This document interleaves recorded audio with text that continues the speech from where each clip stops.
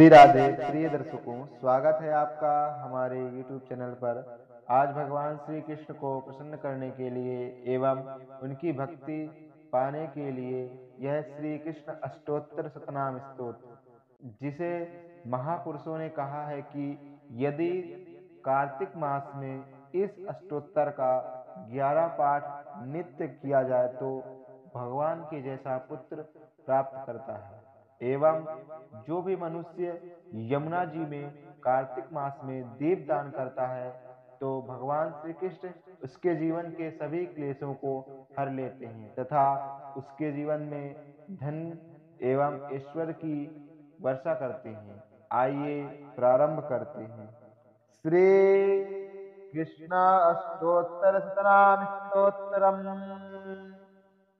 श्री कृष्ण कमलानाथो वासुदेवः सनातनः वासुदेवात्मजः पुण्यो लीलामानुषविग्रहः श्रीवत्स कौस्तुभधरो यशोदावत्सलो हरिः चतुर्भुजात्तचक्रासि गदाशङ्खाद्युदायुधः देवकी नन्दन श्रीशो नन्दगोपप्रियात्मजः यमुना वेगसंहारे बलभद्रप्रियानुजः पूतना जीवितहरा शकटासुरभञ्जनः नन्दव्रजजनानन्दे सच्चिदानन्दविग्रहः नवनीतविलिप्ताङ्गो नवनीत नटो नगः नवनीतवाहारो मुचुकुन्दप्रसादकः षोडशी स्त्रीसहस्रे शस्त्रे भङ्गे मधुराकृतिः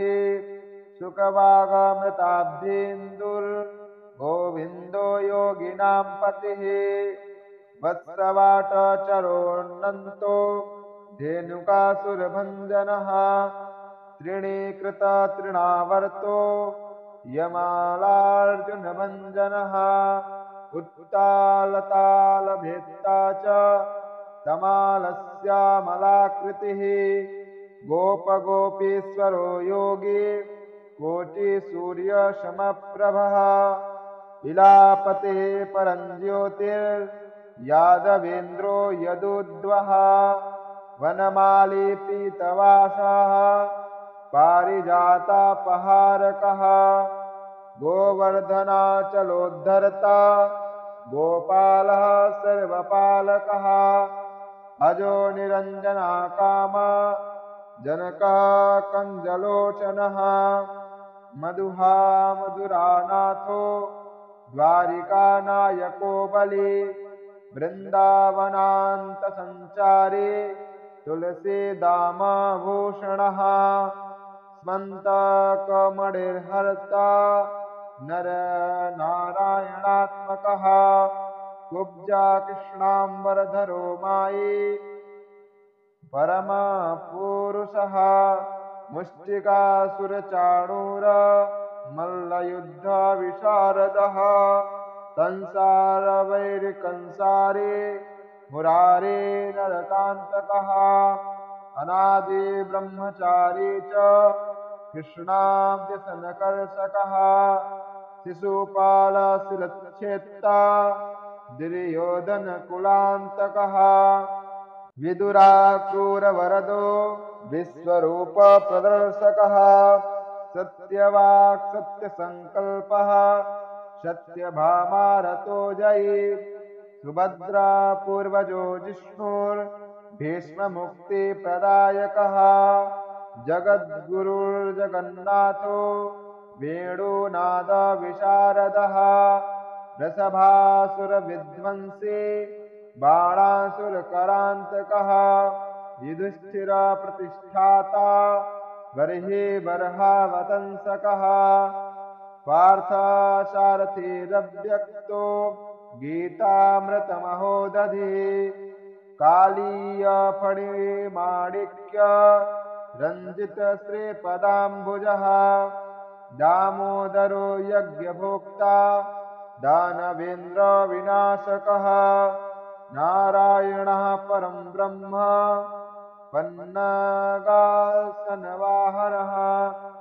जलक्रीडासमासक्त